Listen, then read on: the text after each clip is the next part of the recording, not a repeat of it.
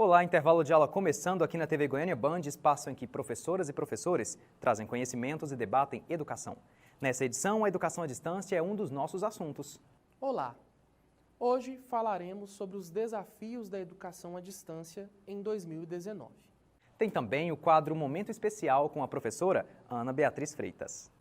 O Momento Especial de hoje vai tratar novamente da nossa temática comum, do tema inclusão. Continue ligado e navegue conosco por este mundo fantástico do conhecimento. Está no ar o intervalo de aula.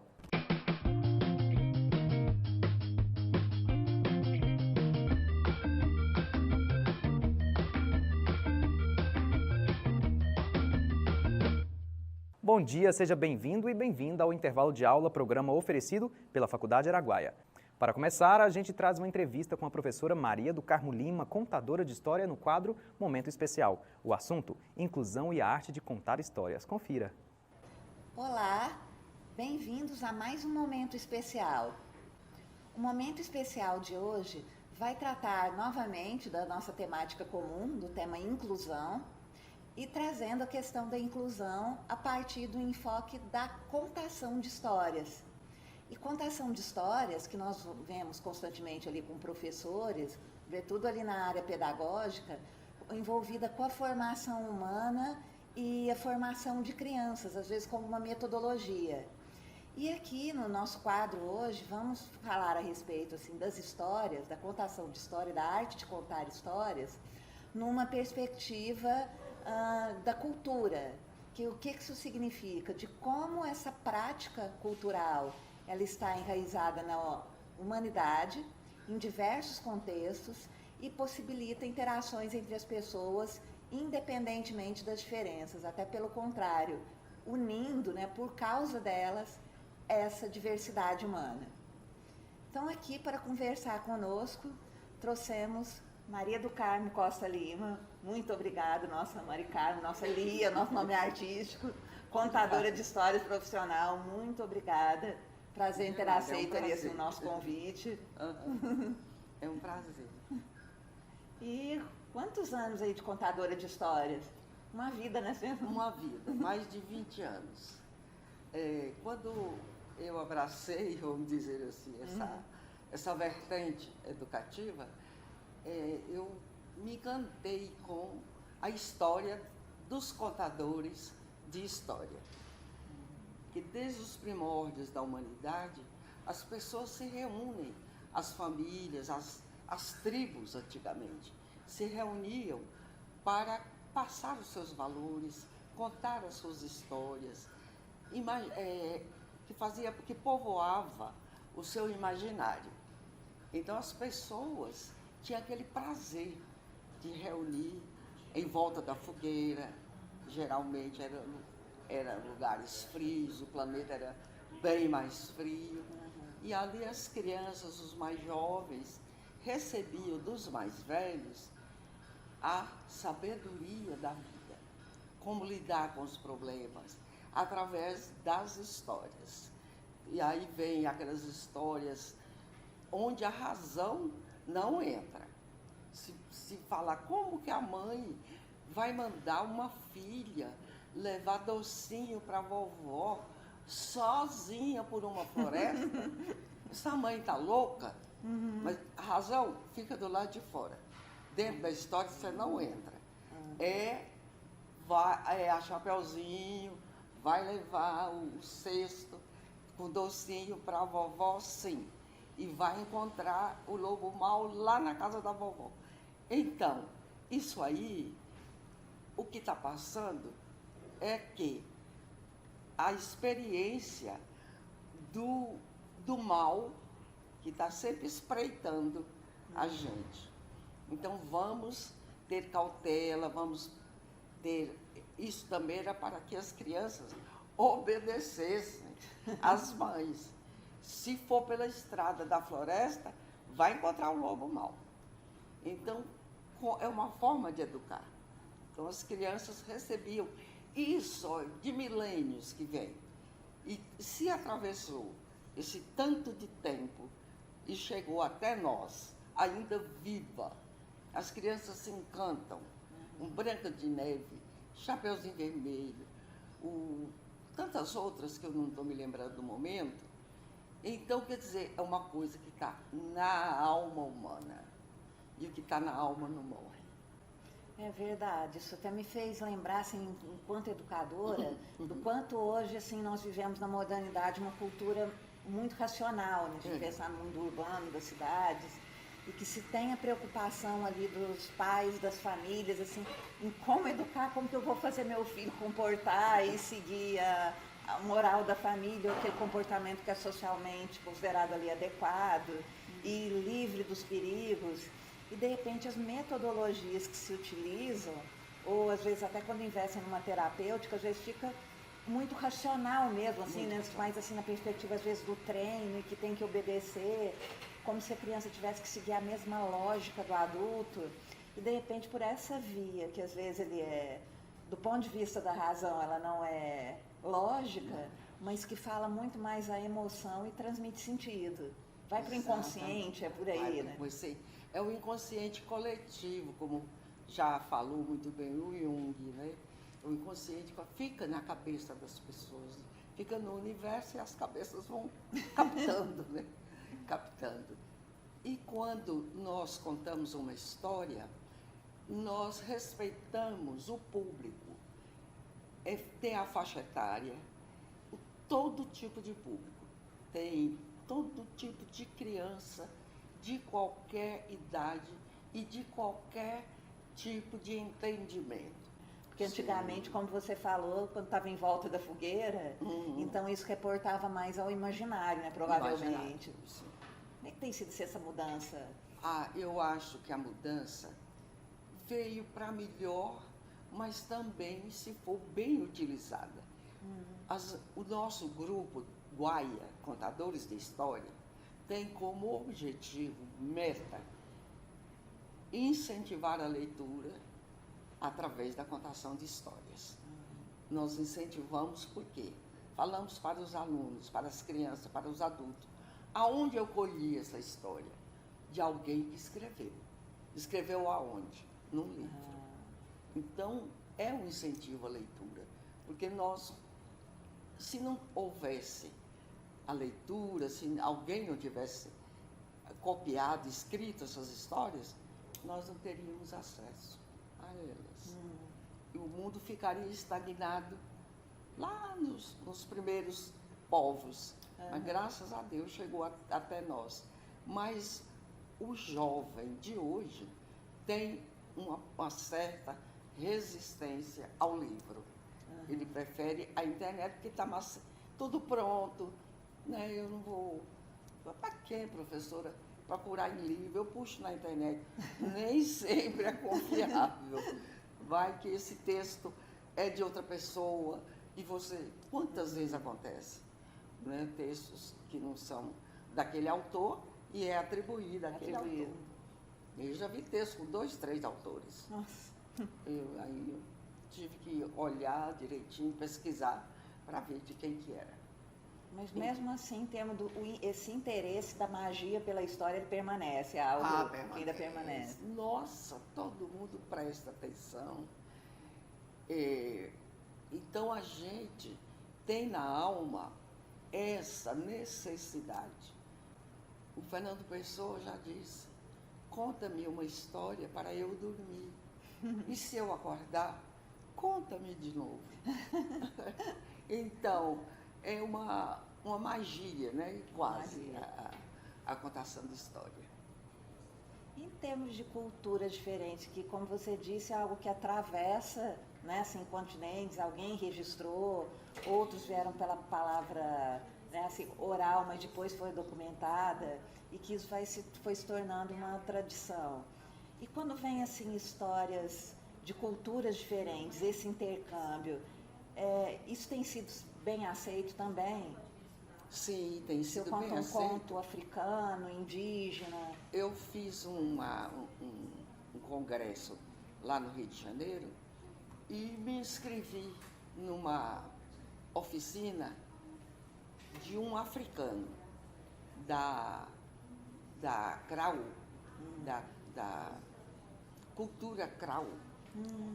E eu achei interessante, porque eles contam história, mas diferente das nossas histórias.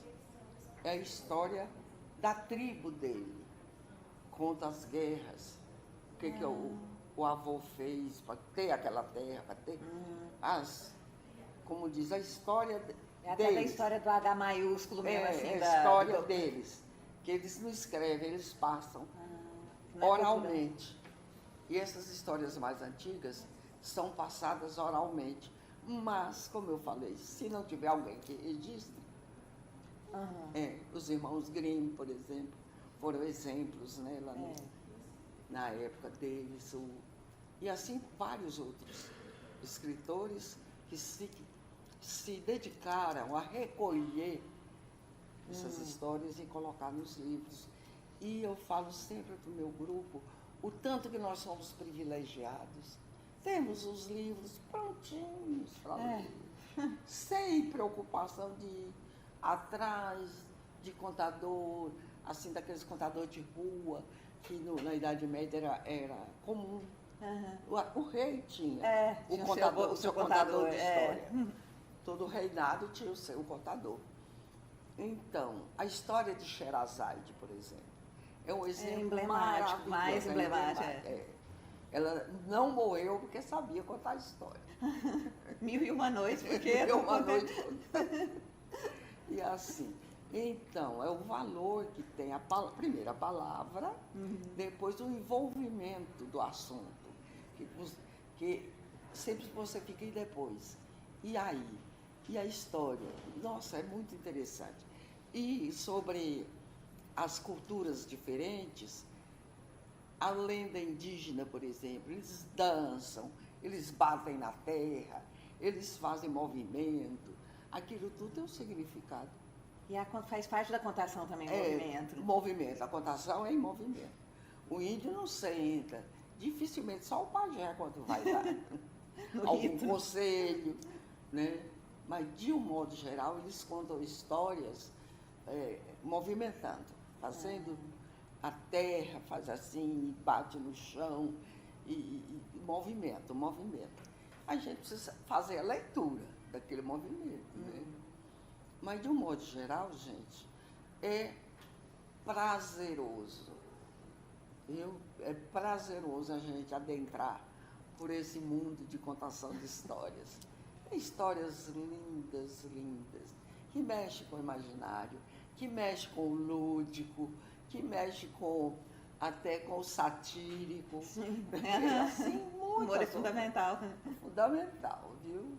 E até a propósito da questão dos índios Craô, e deve acontecer com outras, né, referendo uma característica ali dos indígenas, nós vamos até assim, de culturas que não têm assim, a palavra escrita, e eu fiquei me lembrando também, até compartilhei, já de compartilharem com você, a questão da contação de histórias quando ela não atinge esse público que tem como referência essa palavra escrita, né? Eu me reportei que no nosso quadro nós falamos muito das necessidades educacionais específicas, então eu me lembrei do público surdo. Sim. Como é que assim a contação de histórias pode atingir assim, a cultura surda, pensando que assim, em princípio ele não teria, né, o acesso à parte fundamental dessa matéria-prima que talvez fosse o som, mas que há toda linguisticamente eles não estão privados, né? Porque tem todos os signos, não é? Cada sinal ali assim em libras, ele tem ali assim adotado a semântica do movimento.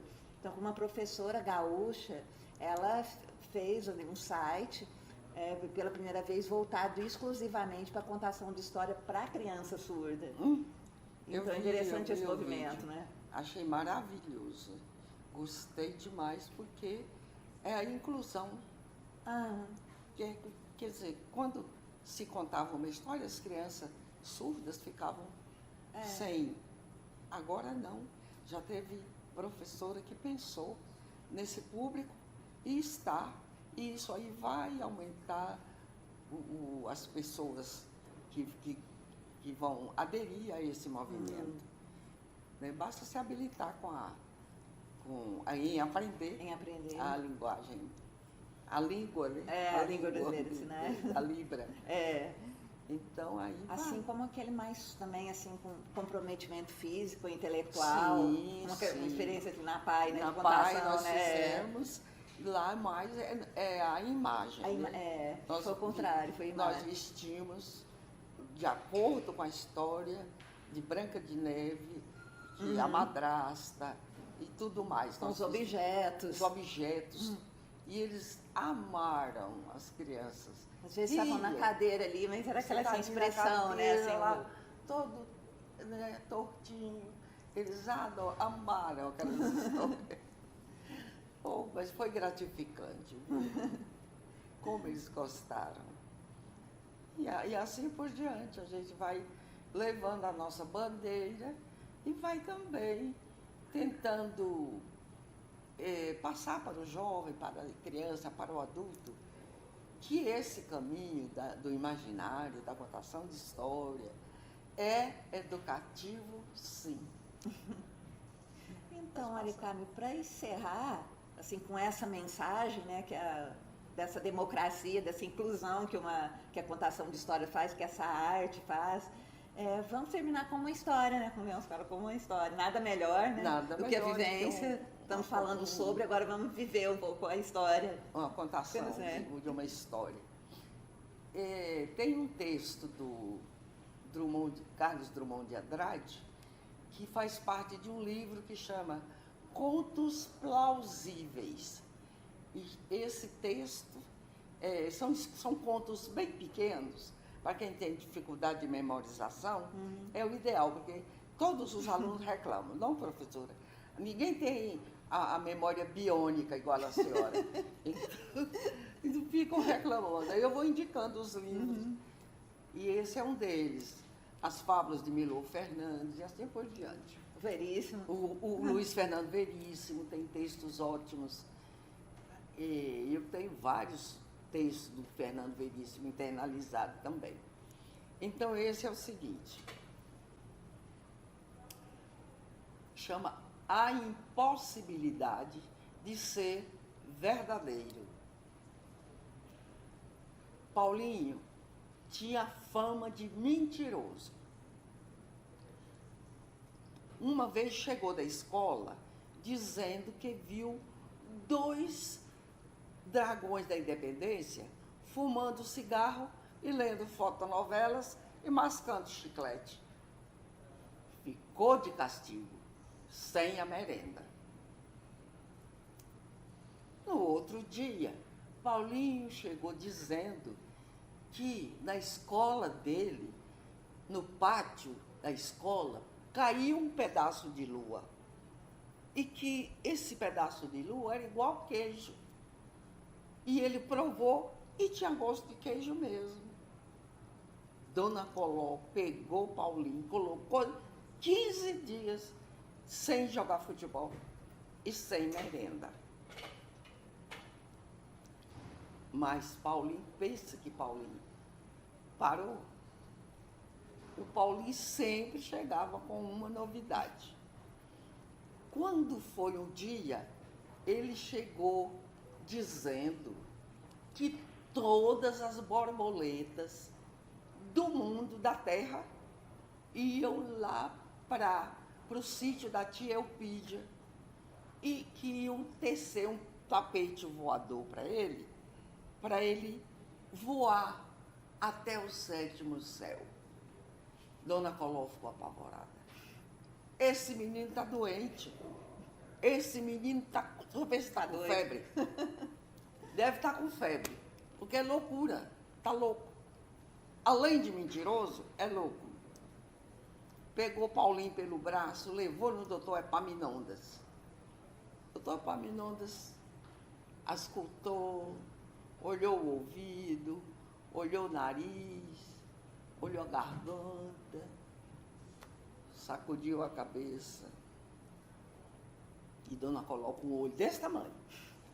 Olhou, Dona Coló. O que, doutor? É grave? O que meu filho tem, doutor? Olha, Dona Coló, o seu filho é um caso de poesia.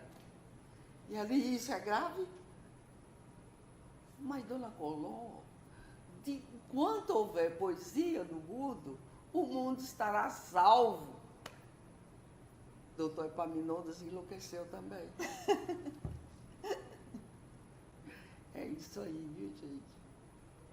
Enquanto houver poesia no mundo, o mundo estará salvo. Estará salvo.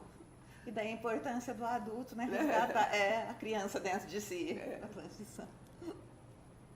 Muito obrigada, viu, por presença. Que encerramento, né? Com chave de ouro ali, né? Que é, assim, a grande mensagem. Isso.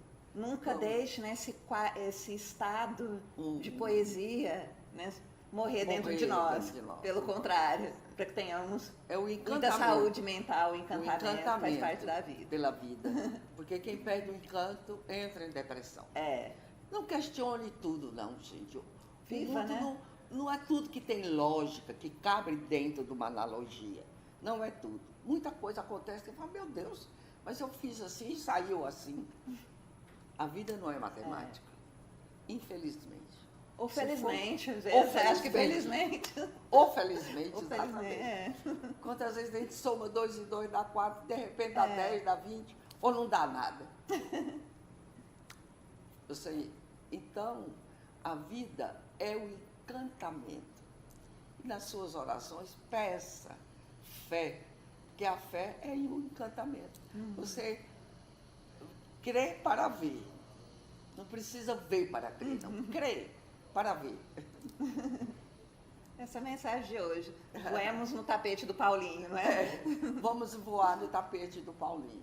Que as borboletas vão tecer para nós. No próximo momento especial, falaremos sobre a arte de contar histórias. Para isso, trouxemos como convidada a professora Maria do Carmo Costa Lima, Mari Carmo. Uma super entrevista falando de cultura, diversidade e a magia das histórias. Não percam!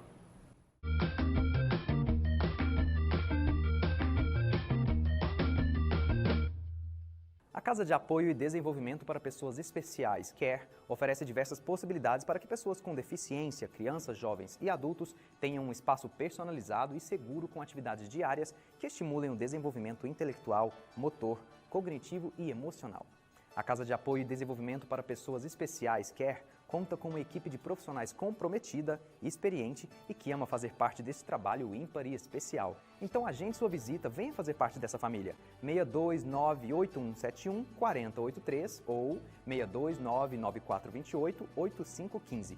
Rua C155 com a C139, número 580, Jardim América, Goiânia, próximo à Churrascaria Gramado. Quer e você, somando por uma sociedade mais feliz.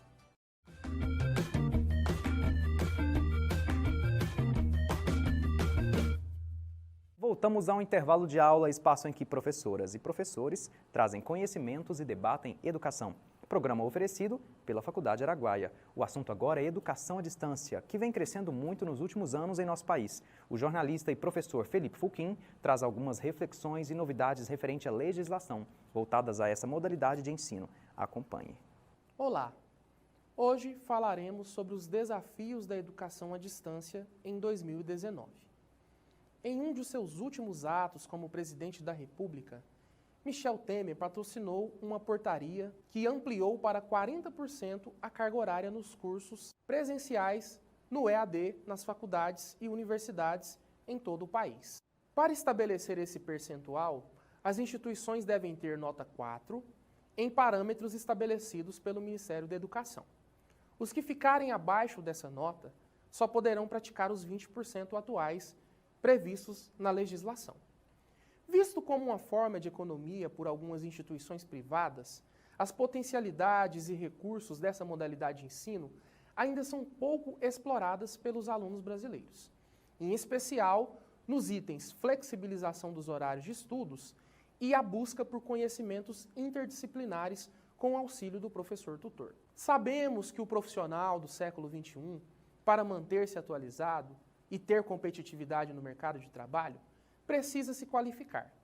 E a educação à distância possibilita a realização de cursos livres, graduações e até pós-graduação, que são reconhecidos pelo MEC com o mesmo diploma do ensino presencial.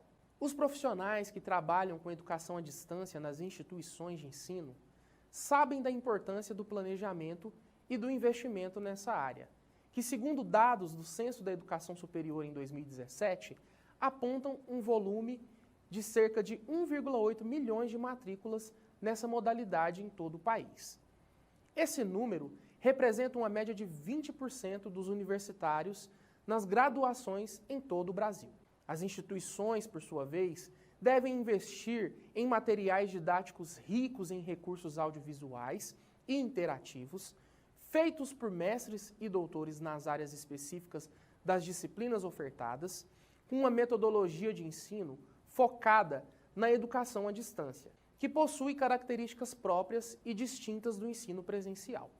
O investimento técnico em salas de aulas virtuais e na estrutura de atendimento pedagógico presencial também devem estar entre as prioridades a serem implantadas de acordo com a realidade local, de modo a criar uma cultura institucional que evidencie as vantagens da educação à distância. Bandeira do novo presidente e responsabilidade do governo federal, a aplicação desses 40% devem ser fiscalizadas pelo MEC, que é responsável também por regras que aprimorem a oferta do ensino à distância, da educação básica à educação superior.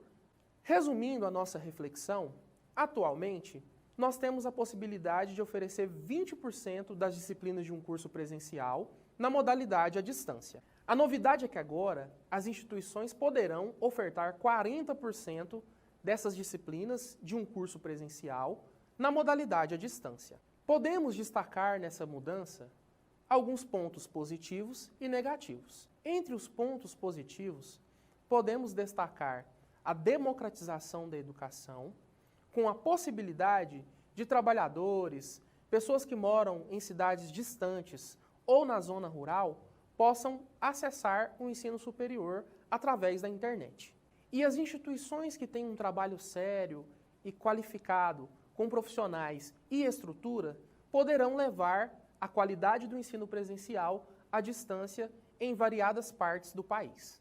Um dos pontos negativos nessa proposta dos 40% é o não investimento por parte das instituições em qualificação e recursos pedagógicos que contribuam com essa oferta do ensino à distância. Levando em consideração esse ponto negativo, você que se interessa por estudar à distância deve se preocupar em procurar instituições que tenham um trabalho reconhecido e comprometido com essa modalidade de ensino.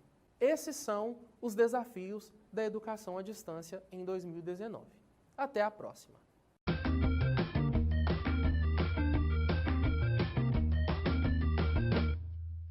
Macroscópica ou microscópica. Estude todas as formas de vida. Faça ciências biológicas na Faculdade Araguaia e destaque-se atuando na área de educação. Conheça todas as possibilidades e acesse faculdadearaguaia.edu.br.